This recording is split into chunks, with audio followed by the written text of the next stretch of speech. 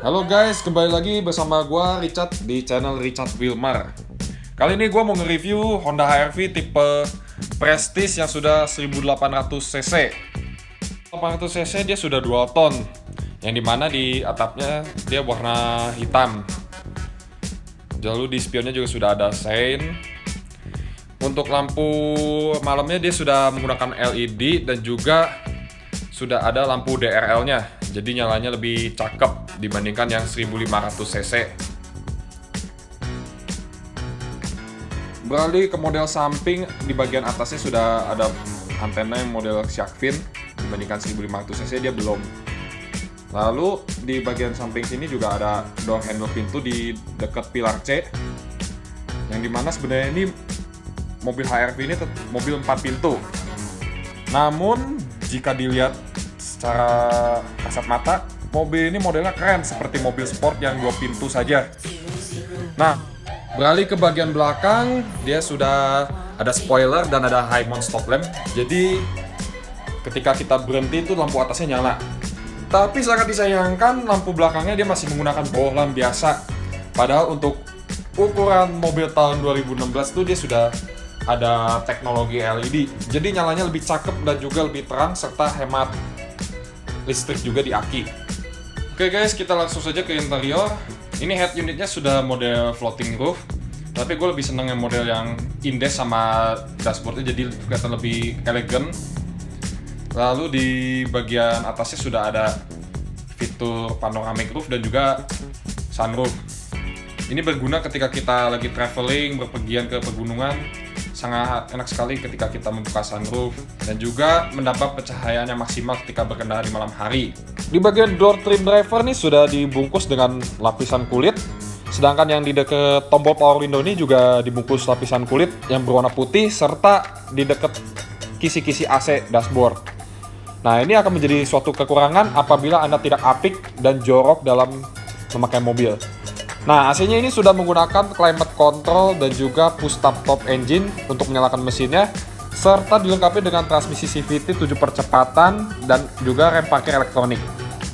Masuk ke bagian belakang, untuk saya yang tingginya 185 cm masih ada jarak sekitar 5 jari, tapi untuk ruang kepala ini agak sedikit sempit ya. Nah, di bagian plafonnya ini sudah terdapat lapisan bulu. Di jok bagian penumpang depan dan driver sudah terdapat kantong untuk penyimpanan. Nah, di bagian belakang ini juga door trimnya sudah dibalut dengan kulit berwarna hitam dan juga di dekat power window kulit berwarna putih. Kemudian kita dapat lihat di bagian bagasinya, ini tergolong bagasi yang luas untuk seekor crossover atau LSUV. Nah, di bagian setir ini sudah terdapat tombol cruise control maupun tombol volume dan pedal shift juga. Jadi menambah keasikan berkendara. Nah, lampu plafonnya ini sudah menggunakan LED. Oke guys, sekarang gue sudah berada di ruang kemudi Honda HR-V. Pertama kali yang gue rasain yaitu tarikannya ya. Untuk mobil 1800 cc dengan bodi sebesar ini, dia menghasilkan tenaga yang bagus. Dia akselerasinya responsif ya, meskipun dia menggunakan transmisi CVT, tapi perpindahannya pun halus. Jadi nyaman pada saat dikendarain tuh dia nggak ada hentakan ya.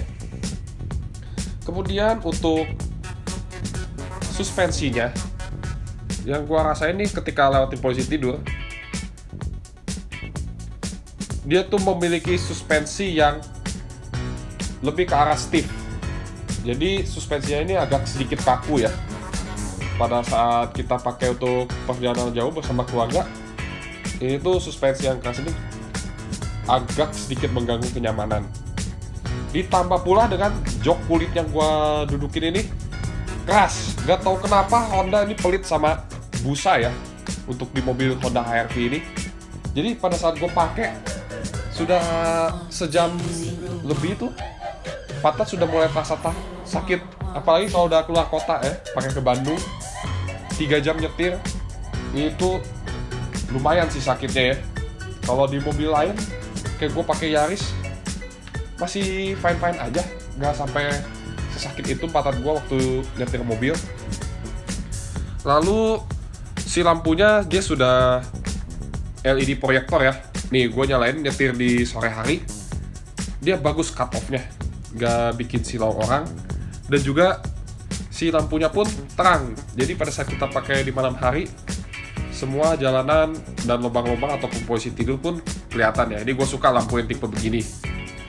Lalu untuk gue yang tingginya 185 cm, posisi mengemudinya pun dia cukup ergonomis karena dia sudah pengaturan setirnya tuh tilt steering, naik turun maupun juga maju mundur, yaitu telescopic steering. Tapi menurut gue nih telescopic steering Honda HR-V ini kurang panjang ya. Jadi kalau dia bisa ditarik lebih panjang lagi, akan lebih enak untuk gue yang tinggi 185 cm mengendarai mobil Honda HR-V. Nah, fitur teleskopik ini merupakan fitur yang paling gue sukain karena bisa menambah kenyamanan gue dalam mengemudi mobil ya.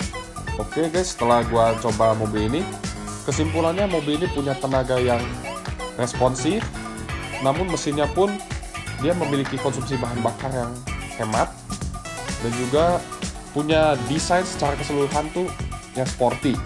Akan tetapi yang menjadi kekurangannya yaitu joknya yang keras, gak ada busanya, bikin pegel, dan juga jok baris kedua yang gak bisa disenderkan lebih rebah lagi. Oke, sekian review dari gua. Apabila ada kesalahan mohon maaf. Jangan lupa like dan subscribe channel YouTube Richard Wilmer agar ketika gua upload video, kalian bisa tahu video apa selanjutnya yang gua upload. Terima kasih telah menonton dan sampai jumpa di video selanjutnya.